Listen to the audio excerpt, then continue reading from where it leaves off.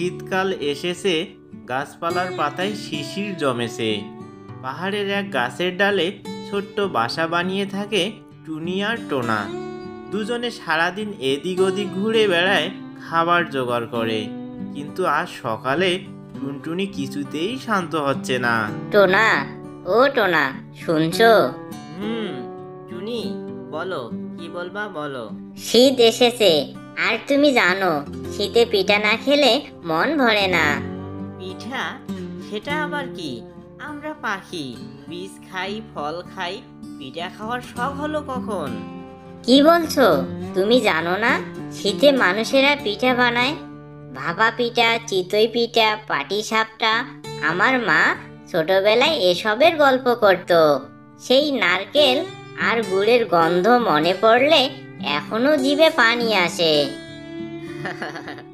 তুমি তো বেশ ভোজন রসিক হয়ে উঠছো। কিন্তু টুনু, মানুষের পিঠা আমাদের জন্য নয়, তারা তো আমাদের বাড়ি ভাঙে, তাড়া করে। সেটা ঠিক, কিন্তু জানো, আমি শুনেছি গ্রামে এক মহিলা আছেন যিনি প্রতিদিন পিঠা বানান। যদি গিয়ে তার কাছে একটু চাই। পিঠার জন্য তুমি মানুষের কাছে যাবে?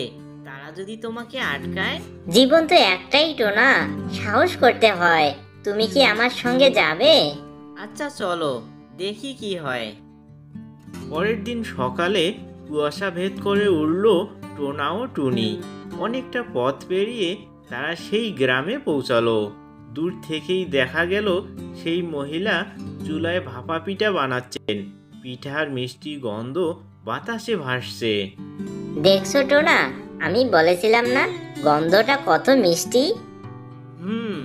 গন্ধ ভালো, কিন্তু কাছাকাছি গেলে বিপদ হতে পারে, সাবধানে থাকো। কাকিমা, শুনছেন? কে ডাকলো? ও মা, টুনি পাখি কথা বলে? হ্যাঁ কাকিমা, শীতকাল এসেছে আর পিঠার গন্ধে আমার মন ভরে যাচ্ছে। তোমার পিঠা কি আমাদের জন্য একটু দেবে? আহা রে ছোট পাখি, তোমাদের জন্য পিঠা দেব না কেন?